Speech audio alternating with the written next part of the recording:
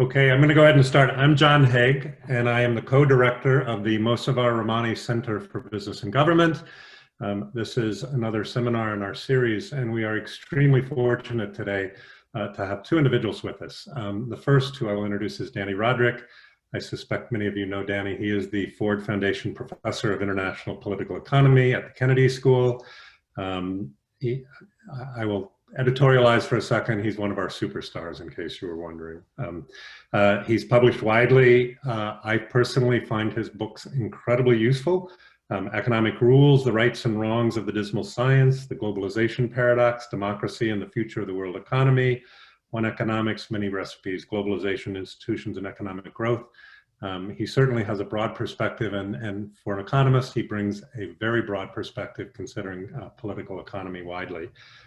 He's won many prizes. I won't go into those in detail. And he is president-elect of the International Economic Association and the co-director of Economics for Inclusive Prosperity. And then we have also with us Roger Martin. And Roger is a professor emeritus at the Rotman School of Management at the University of Toronto, and he served as the dean there from 1998 to 2013. And he's the director now of the Martin Prosperity Institute, or was till 2019.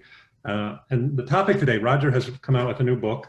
It literally came out yesterday, so you can go on, I'll do a little proselytizing for Roger. You can go on Amazon and order it. The book is titled When More Is Not Better, Overcoming America's Obsession with Economic Efficiency. A couple of housekeeping rules as we go through this. One is, if you have a question, there is a box at the bottom of your Zoom screen that says Q&A.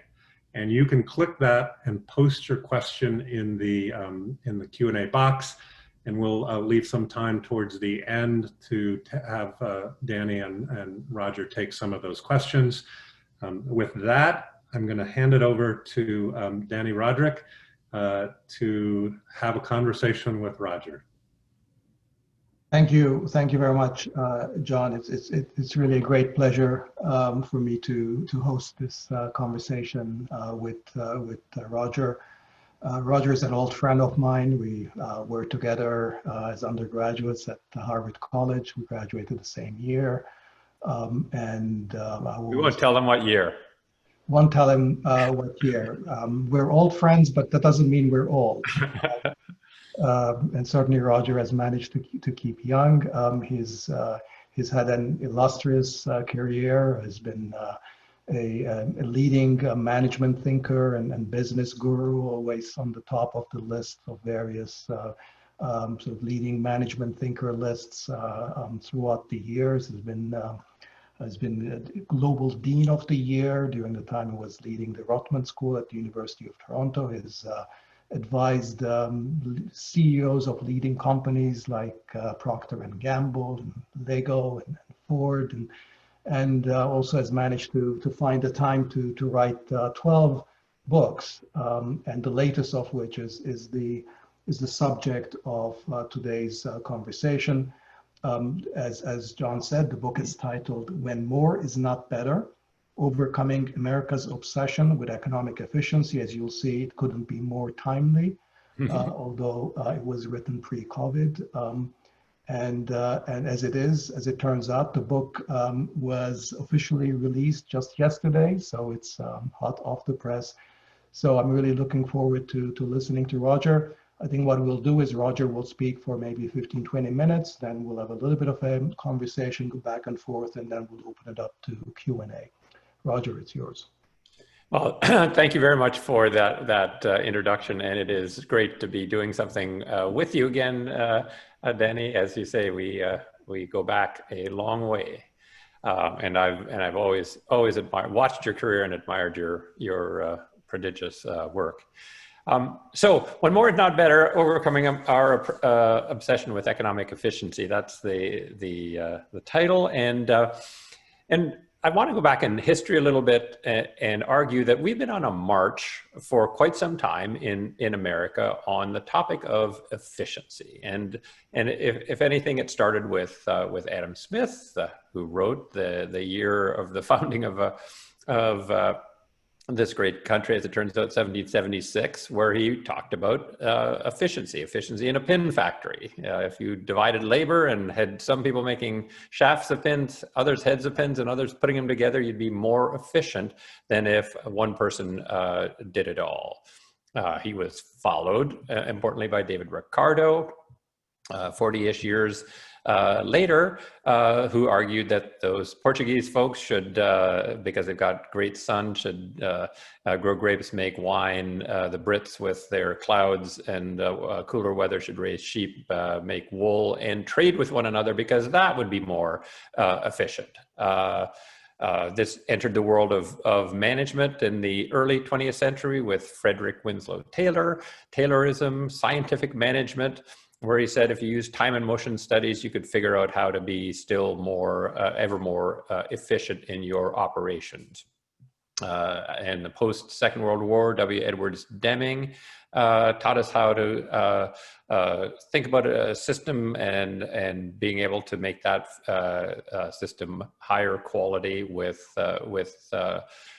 less wastage and less less inefficiency built into systems. All of this was designed to create an economy in America and elsewhere that had sort of the following core feature, which is it produced outcomes that looked something like this: classic Bell curve normal distribution, Gaussian distribution, if you want to use the technical terms, and what this would feature would be a prosperous middle class, that big bulge in the middle, some richer people on that right tail, some poorer people on the left tail, and we had an economic system that said we would tax the right tail more heavily to make the lives of the left tail better and to provide them ability for that left tail to move up if they work at it. But most importantly, if we continued to be more efficient, that would lead to this kind of migration over time, right? Which is that distribution of income would move higher, so that median family would experience the world is not perfect, but in most years, an advance forward. The poor would get less poor. The rich, of course, would get richer, but not disproportionately so. And that is basically the theory that operated in this country, I would argue. And I would argue that it's a theory that worked quite well for the first 200 years. Was it perfect? No, we had a couple of really long periods of downturns where this rightward motion didn't happen. The Long Depression in the late 1800s, and of course the Great Depression in the late 20s through the 30s in the U.S. But arguably that median family tended to advance in virtually all the years in the first 200 years of this country's existence. So this system worked pretty well, and meanwhile we fixed a bunch of things that were kind of wrong and unfair with the economy, or at least moved towards it. We had in that, toward the tail end of that period in particular, in the 60s, 70s, we had good mobility. So if you started in the lower tail, you had a better chance of improving your economic consequences. But then kind of something happened. Something happened around the time of our bicentenary, sometime in the 70s, where things started to change, and this no longer was the core story of American democratic capitalism. And what we got was this kind of change in the distribution, right? So the top 1%, top 1/10 of 1%, top 0.01% of the income distribution started to skyrocket in ways that had never happened before, and not even close, and it getting more and more extreme every year. That wasn't something that we sort of foresaw in that system. And a huge change here, a great graph from a David Leonhardt article that showed, as of 1980, if the U.S. economy grew $1, the probability of it going to the poorest was the highest, right? And the probability of going to the richest was the lowest. That's that gray line. By 2014, it had gone in exactly the opposite direction. And as you can see, with great extreme. So when you had $1 of income growth in the economy, we knew where that was going, and it was not going in the direction that we had long seen it. So the question really is, what happened that changed the fundamental dynamics of the U.S. economy, and what are the implications of that? And to understand that, we've got to go to yet another economist, and this is Wilfredo Pareto, and he in the late 1800s observed that 20% of the families in Italy owned 80% of the land. And from this, we get the Pareto distribution, right? Which is if you look at, again, frequency on the vertical axis and outcomes, that most of those Italian families, the 80% who owned only 20%, are on the left-hand side of this chart. And there's a super long tail out to the right-hand side. And this is a Pareto or power law distribution. And what's happening in the economy is we're getting this kind of transition, right, from what we believed that we could produce in this economy towards one that looks more like a Pareto distribution. Is it all the way there yet? No. Has the middle class disappeared? No. But there is in my view, there is an inexorable flow in that direction. Now, the good news is that complexity theorists have been studying the question of what causes a Gaussian distribution, that normal bell-shaped distribution, to head in this Pareto direction. And it turns out that there are two features that tend to push it in that direction. So if you put increasing pressure on a Gaussian distribution, right, and you decrease the cost of connection between the elements within a Gaussian distribution, what happens is it has a tendency to turn from Gaussian to Pareto, right? And one of the key features of this is when you have a situation where effects become the cause of more of the given effect, right? That's what creates a Pareto distribution. So adult male height is normally distributed, right? And that's because if Danny is 2 inches taller than me, it's not because he took 2 inches from me, and he's not going to be able to grow another 2 inches. Being 2 inches taller is not the cause of being 2 more inches taller, and his is independent completely of mine. If instead, and in that kind of distribution, actually, the tallest adult male in the world is less than twice as tall as the median adult male in the world. That's the nature of a Gaussian distribution. If an effect is the cause of more of the effect, it heads Pareto. So think of Instagram followers. The median Instagram follower, the median person on Instagram has between 100 and 150 followers, depending on who you believe. Okay. Last time I checked, Cristiano Ronaldo, the soccer player, had 216 million followers. Right. So he has 1 million times more followers than the median. That's that long tail. Why? It's because the effect, having followers, is the cause of more of that effect. When you go to Instagram, what is one feature that you look at to decide whether you're going to follow somebody? If they've got 2 followers, well, they don't seem to be worth following. If they have 200 million followers, then you might say, well, lots of other people think it's worthwhile, I will too. And so what you have is a situation where we have used efficiency, we have pushed efficiency so hard, right, that we've put pressure on systems so that they've made effects the cause of more of the effects, in a world where the cost of connection is decreasing and decreasing from the internet, from something that Danny writes lots about, globalization. We've opened up markets, right?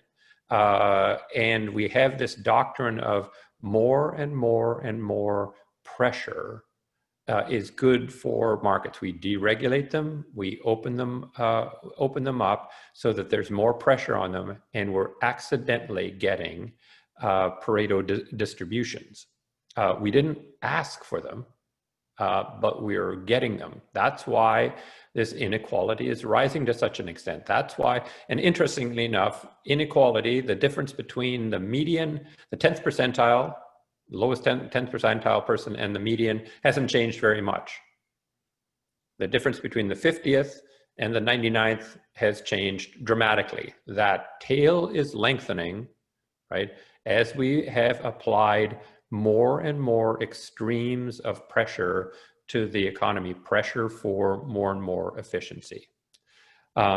So I would just say in closing, before I turn it over to the conversation, is we have designed a system to get Amazon when we should be thinking about the Amazon, right? So we have taken a view of the economy as a machine, right?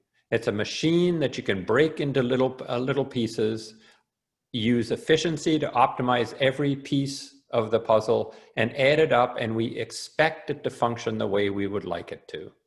We do this in economics, where we have labor economists, trade economists, antitrust economists, et cetera, and we think that each can take their specialty and optimize for it, and make it the most efficient, and we'll add it up to produce something good. We do it in business too. We've got marketing, we've got sales, we've got operations, we've got HR. They all optimize, make their own piece of the puzzle efficient, and we add them up and think that we're going to get something that we want. But instead of a machine, the economy is a complex adaptive system, right? And so you can't break it into chunks and hope to add it back up. It operates as an overall system. And we're taking that system and treating it as if it's on the left-hand side when it is what it is on the right-hand side. And if we treated it more like a complex adaptive system, we would think about balancing efficiency and resilience, right? Because if you want a system to last, it's got to be resilient, right?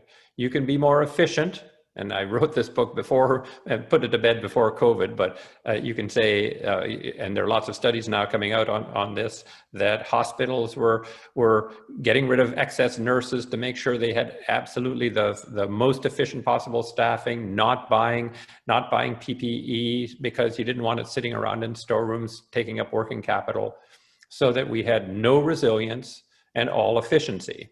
And that's what we're driving the economy to, all efficiency and very little resilience. And what we've got to do instead is create a balance. And that means balancing this desire for pressure. Some amount of pressure is good, but we also need some amount of friction, right? Excess PPE in your storerooms is a form of friction that gives you more resilience, right? Having all pressure and no friction is going to make an unresilient economy. Balancing the desire for perfection, as if you can perfect a machine, perfect its operation, with the idea that all you can do in a complex adaptive system is improve, tweak it, and improve it. and balance the desire to connect everything together to lower the cost of connection, which is what we're doing with Internet of Things, the Internet first, the Internet of Things, with the valuable separation, right? And you know, and when one of the things, again, Danny writes about this is we have decided that the maximum amount of connection in trade is right.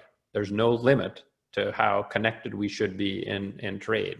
I would argue that will make us efficient in the short term, but not resilient in the long term. And some amount of connectedness balanced with some amount of separation is key. So if we have these three balances, if we can achieve these three balances, we'll have an economy that is both efficient and resilient, and we won't have this continued push towards ever more Pareto outcomes. Why is that important? And why do I write about democratic capitalism? Right? It's because the Pareto curve is not consistent with the functioning of democratic capitalism. Right? I repeat, the Pareto curve is not consistent with the functioning of democratic capitalism. The Gaussian distribution is. Why? It's because the 51st percentile family is the swing voter, and the swing voter has got to believe that this economic system works for them, or they will vote for something else. In the Great Depression, much of Europe voted for something else: socialism, fascism, communism. America in the Great Depression said we're going to move leftward politically, but still avowedly democratic capitalist. I am worried that we are at a point now where, and this is what spurred my project starting in 2013, that people are going to question democratic capitalism. I worried about that in 2013. Now, you don't have to speculate. They are questioning democratic capitalism, and it's because of this obsession with economic efficiency that is driving Pareto outcomes that is the fundamental problem. But with about 20 minutes, I will stop and look forward to having conversation and questions.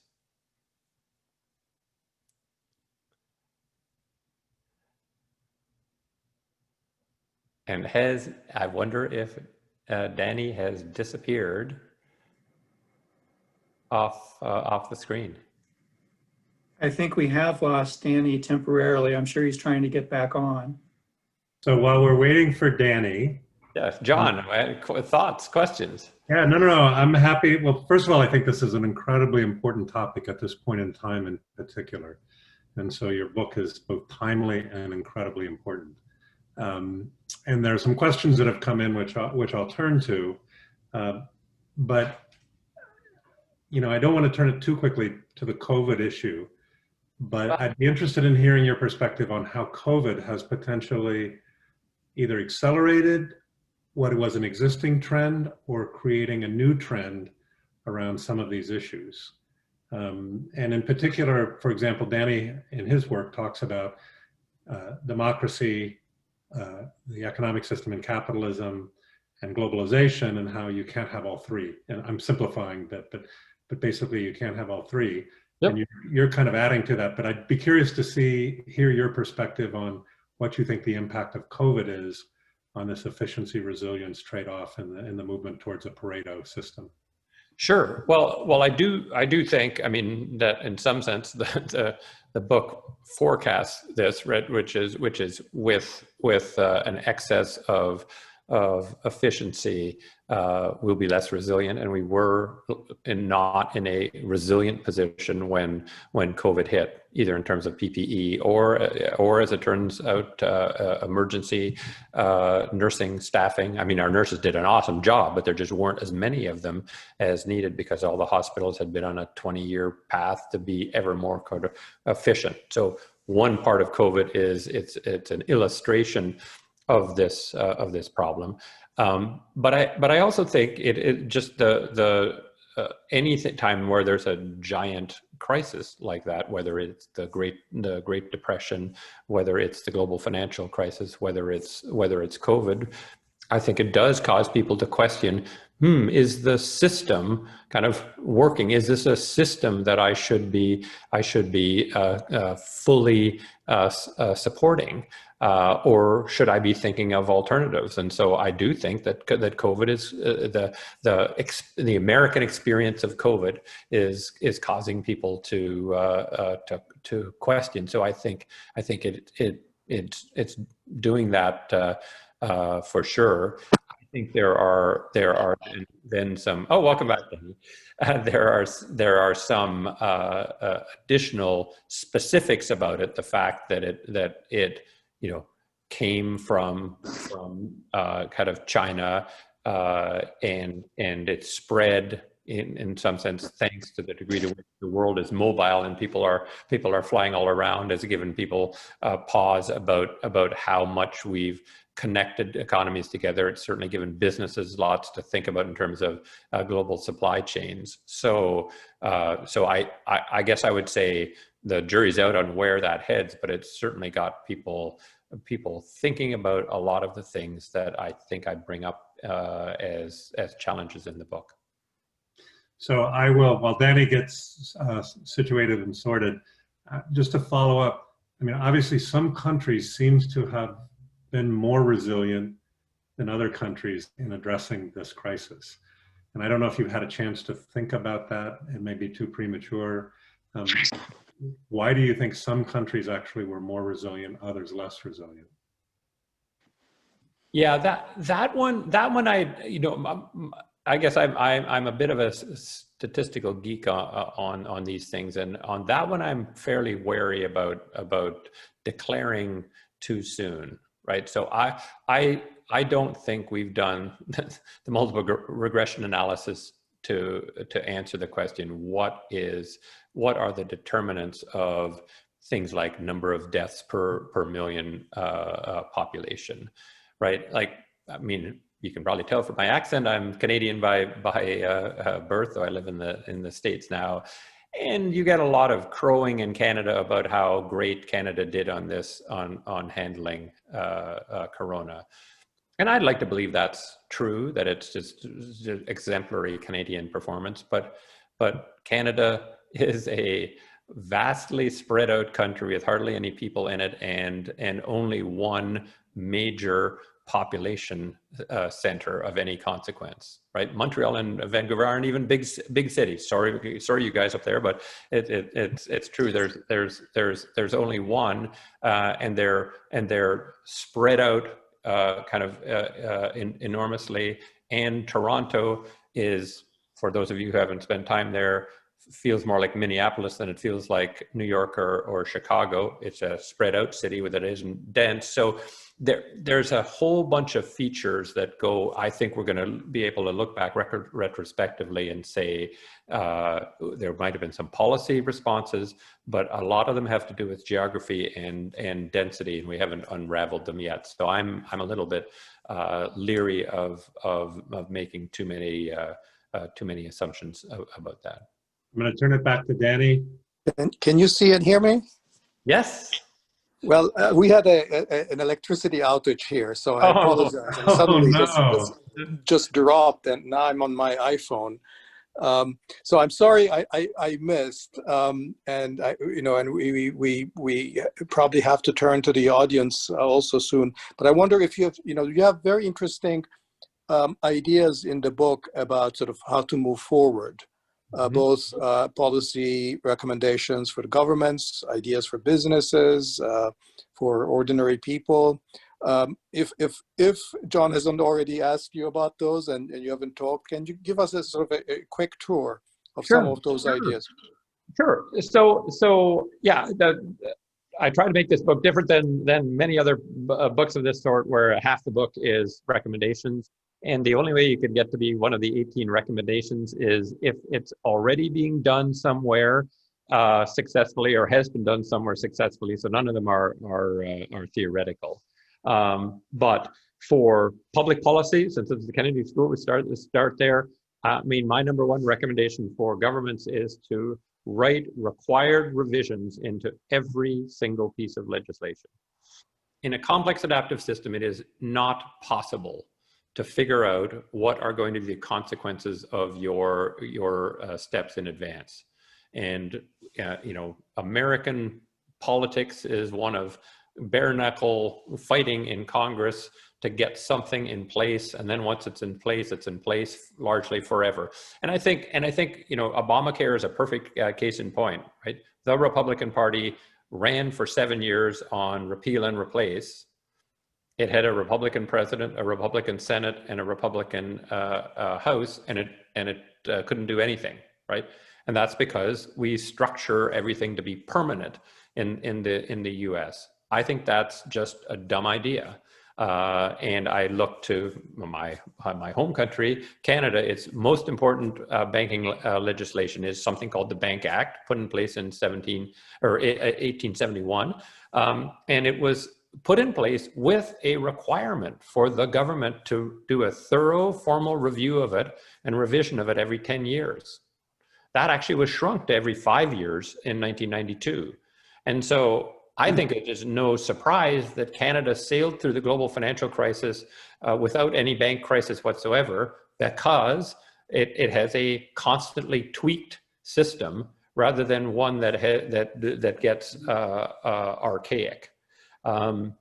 Another thing I believe, and you would think support, is that we just got to take a different attitude towards trade.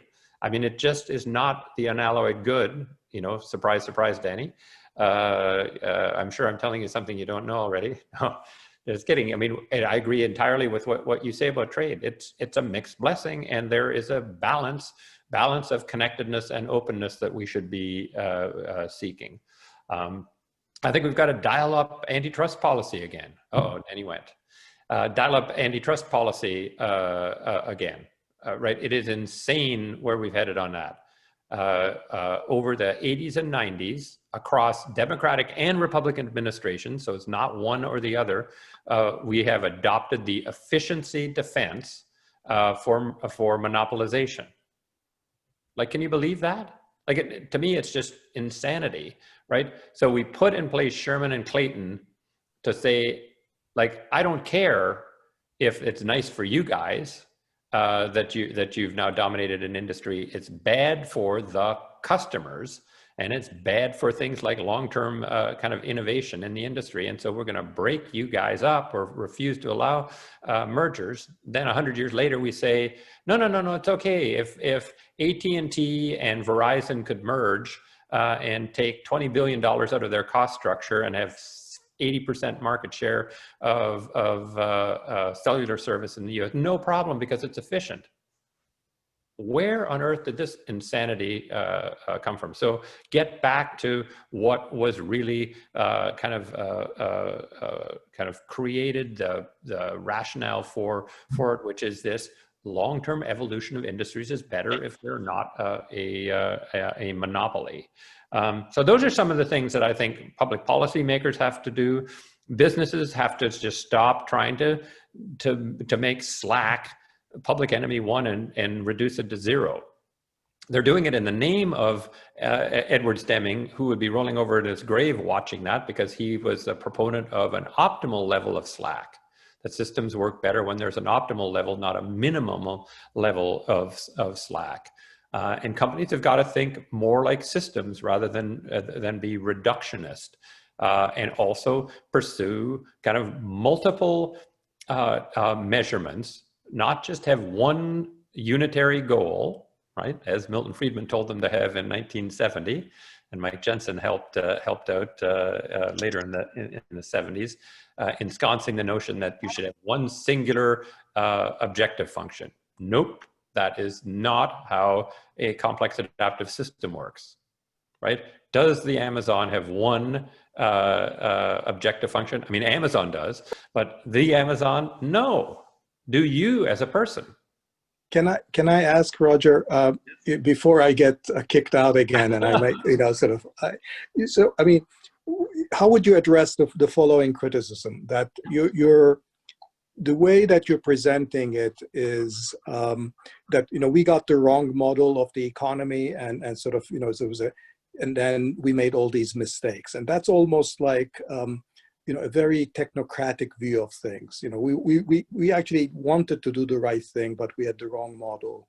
And then we made all those things. What about the alternative view that this is really much more about a fundamental power struggle, about different groups who had very different objectives and values about what kind of society they want and what are acceptable means or not. So it's not really a technocratic problem of getting the right model of the economy, but it's really that we have a country very, very deeply divided, in part because, of course, it's a cumulative process, in part because of the mistakes that we made along the way. But that right now, sort of going back is going to require something much more radical than simply getting the right technocratic fix.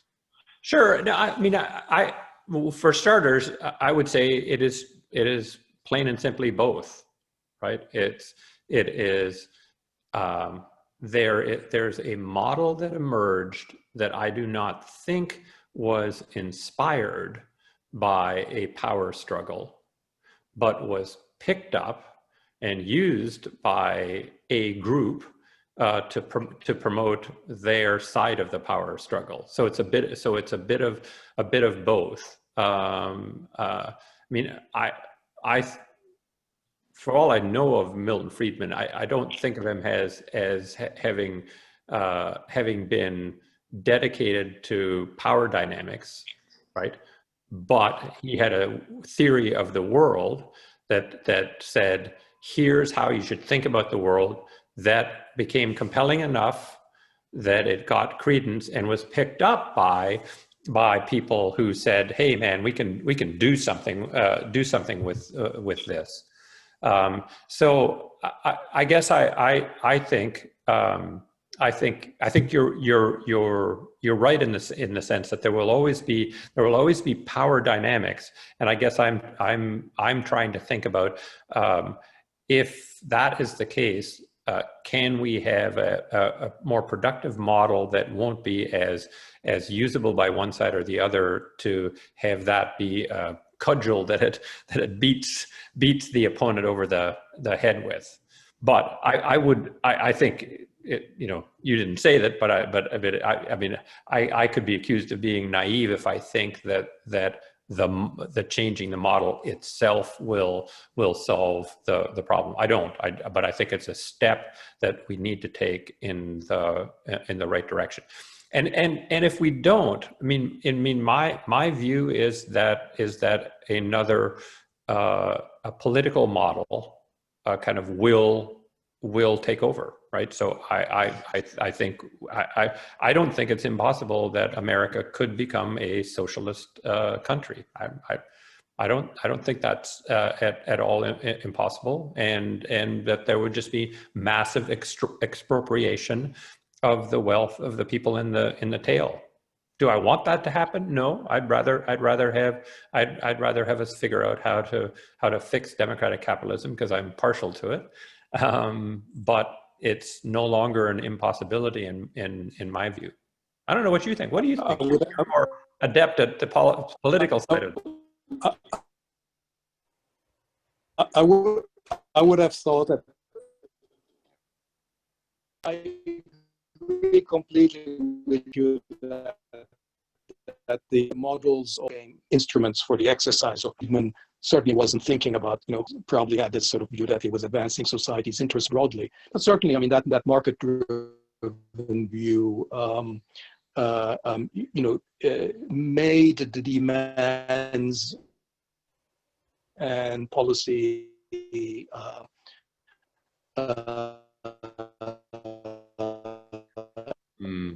which is Annie, you're breaking up or financial institutions, the plutocrats, much more saleable.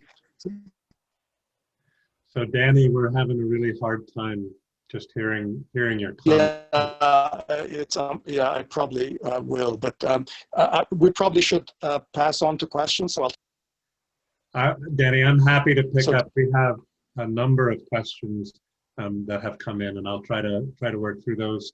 And I'll paraphrase a bit so the people that have submitted questions don't be too offended with me if I don't get it exactly right. But the first question that came up was really from, I think, what sounds like a former Kennedy School student. And he raises the question of economic growth, and that he had asked a professor a long time ago when he was a student why economic growth was good, and didn't get a very compelling answer. And so the question is, could you say something about how economists might answer that question today? Is the focus more on distribution within the economy, and is growth in general? How should you think about focus on growth? Sure. Well, I guess I've always thought of growth as grease, right? If you don't have growth, and I watch this in the business world as well, if you don't have growth, the gears grind, and it's harder for the machine to work and for good things to happen. And I think with more growth, I think you have more chance of mobility. You have more kind of flexibility. Everybody can move ahead together, and so I like growth for that reason, and I think it's just part of human nature, right? So you want to be making progress from year one to year two. Now, that having been said, the measures of growth, GDP, although they're all flawed in many ways, and so what proxy you use to measure growth is a tricky one. But I think a big part of the problem that we have is that, you know, in the decades leading up to 1976, the median income was growing at 2.4% a year real, which meant you doubled your income of the median in one generation, 30 years. Since then, it's been 0.6 of 1%. That means doubling in 100 years. And that just feels to the people in it like you know, this is not really working for me. I'm trying to advance and I'm having a hard time advancing, and it's a more zero-sum game. If I advance, somebody else goes backward. And unfortunately, in this environment, the reason why is that the economy is growing, but the vast majority of the growth ends up in the pockets of the tail of the distribution. I'm going to turn to a question that is a more almost global international relations question related to what you're working on. It says, one of the benefits of an interconnected global economy is it provides a strong incentive for peace among nations. How can we balance separation and incentives for peace between countries? Basically, questioning whether more or less interconnectedness is a good or a bad notion. Yeah, well, if you read the book, what you'll see throughout the book is balance, right? And so I would say to this question, yeah, if we went back to a pre-World War II level of economic integration, right? We'll have more nations thinking I can go it alone and attack this other country because I don't have supply chains that are shared with it and other countries, and you know, other countries won't boycott my part of the supply chain and starve my economy, etc. So I think there's just balance required, right? Which is some amount of global integration is a good thing. But we can't take it as a religion that more of it is still better. And then after you do that, more of it is still better. And after you do that, more of it is still better, which is what we've done, right? What is the role of GATT? More, right? It hasn't said, we're done. You know, we're done now. It starts to live its own life, and it's like, what can we open up next? What barriers can we get rid of next? You know, I don't want that presumption. I want the presumption being there's a level that makes sense. And here's where, you know, Danny and others work on what opening of trade really does is super important for us to face up and say, it's not quite the unalloyed good that we thought it was. However, closed down, also bad because that's not balance. Danny, I don't know if you want to try to comment. So, Roger, you said explicitly, I think, in your book that no more trade agreements. Is that right? I would just take a pause on it. I said more explicitly, let's just take a pause on this. I'd be happy to pause for 10 years. So would you say Canada should not have signed, for example, CETA with the European Union, the Comprehensive Economic and Trade Agreement? The book was about the US, right? So I'm not explicitly saying that for everybody. So there are some countries that are probably at the too closed stage that should be opening more. Now, Canada, I probably wouldn't count in that category. It's pretty open already. But I have, to be honest, because I was looking at the U.S. and not Canada, I don't know enough about that particular deal to be able to opine on it. But if you made me opine on it, I'd say, I don't think that's a priority for most countries. For most OECD type countries, they're open enough. Focus on other stuff other than trying to make your economy more efficient by opening it more. I agree with you, Roger. I would add one more point that reinforces what you're saying, which is that historically countries have been more welcoming of foreign trade and investment when they've solved their domestic economic and social problems. That is, that stable economies where the gains are being distributed widely with social peace and stability are much more likely to be globally integrated. That was the lesson of the 4 decades after the Second World War. Yeah. And of course, the collapse of trade in the interwar period, which you said we should not have, was because of domestic economic crisis. So so in that sense, I think prioritizing the kinds of things that you've said we should prioritize is not inimical to trade. It's actually, in the medium term, it works to expand trade and investment. Yes. And by the way, this is just an adjunct to this. I think there's a thing about trade policy that I don't get, and maybe you get it, Danny. Then I'm not seeing something I should be seeing. But in merchandise service trade, the core philosophy is reciprocity, right? You let my stuff in, I'll let your stuff in. That's the core organizing principle behind it.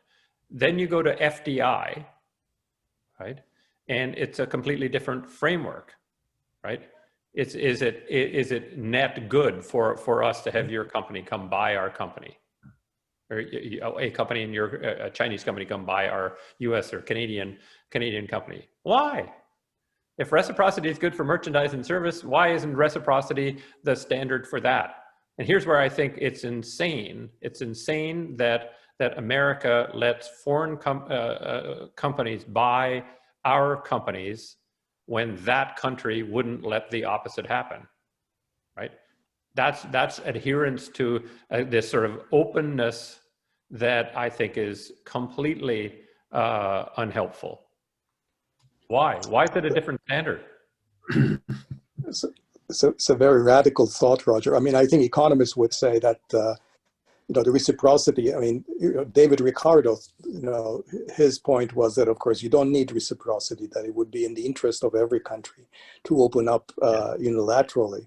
But clearly, as you say, I mean, the ideas here are really changing fundamentally. But maybe we should take more questions. Yes, not get into other obscure theory. So there's a question that's come in, and I think you've answered this for the most part, but I want to give you an opportunity to answer it potentially in a slightly different framed way. On the point that the Pareto distribution is not good for democracy, can you describe 2 or 3 ways that the American capitalist ethos, and I think that's the different framing here, can be sated while advancing a Gaussian curve? And you've answered it with some extent to Danny's question, but if there's anything you want to add to it in that context. Yeah, no, I think it can. You see, I guess I think that what we've done is, in some sense, perverted capitalism with these theories of there has to be one singular goal, right? This is the accomplishment of Milton Friedman and Mike Jensen. There has to be one singular unitary goal or it won't work. It's just false. It's not the way the world works. And super highly successful companies kind of think otherwise. Right? So Southwest Airlines says, we would like to be the lowest cost airline in America and highest customer satisfaction, highest employee satisfaction, and most profitable. Now, Milton Friedman would say, well, that's insane. Mike Jensen would say, that's insane. You can't do that. You can't organize and manage. How could you ever make a decision when you're trying to balance all of those things? Well, they are, right? After 50 years of doing it, the lowest cost, the most profitable, the highest customer satisfaction, the highest employee satisfaction airline in America. Duh, like, how do you do that, right?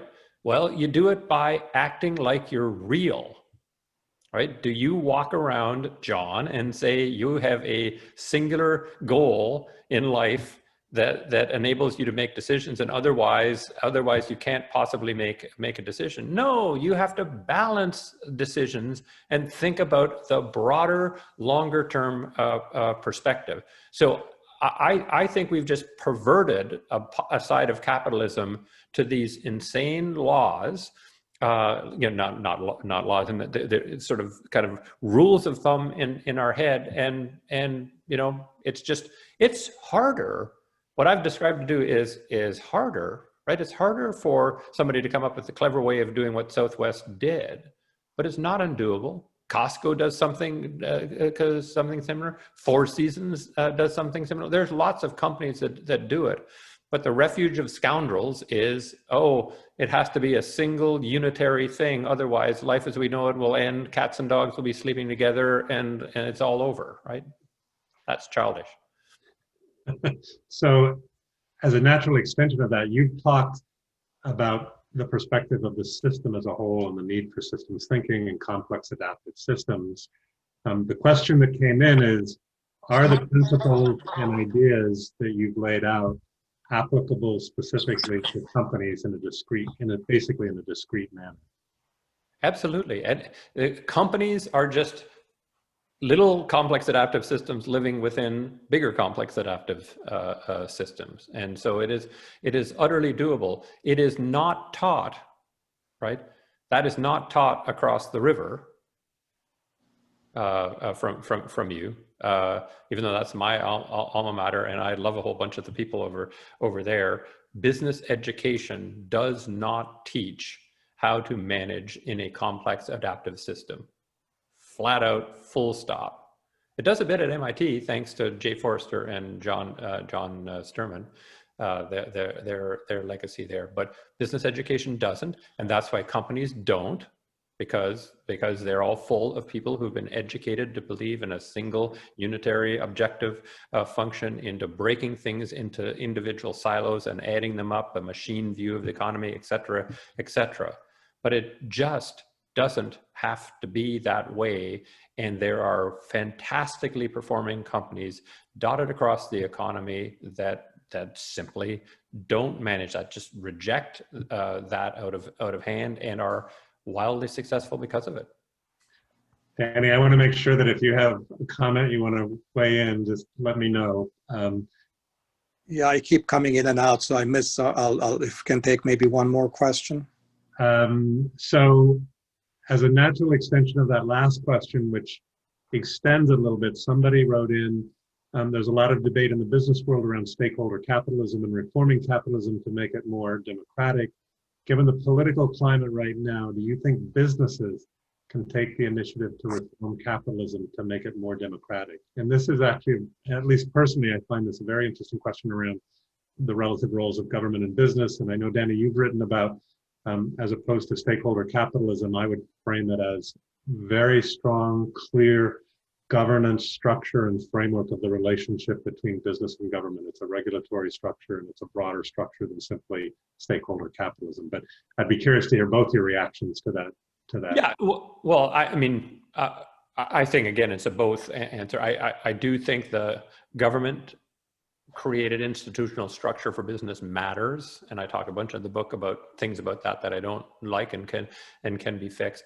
That having been said, there is enormous room within whatever system we've got right now for companies to do a better job, and they need to, right? Like I think the Business Roundtable, the statement you're referring to, which was a year and now a couple months old, I think in some sense strategically was important because they had to stop acting like their head was stuck, deep in the sand, and they were going to get obliterated by kind of negativity from the other constituents in the economy.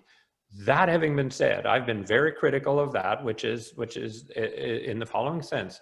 It's all well and good to have kind of a aspirational statement, but hope is not a strategy, right? You have to have a way of doing it. And the way to do things is to have tools, right?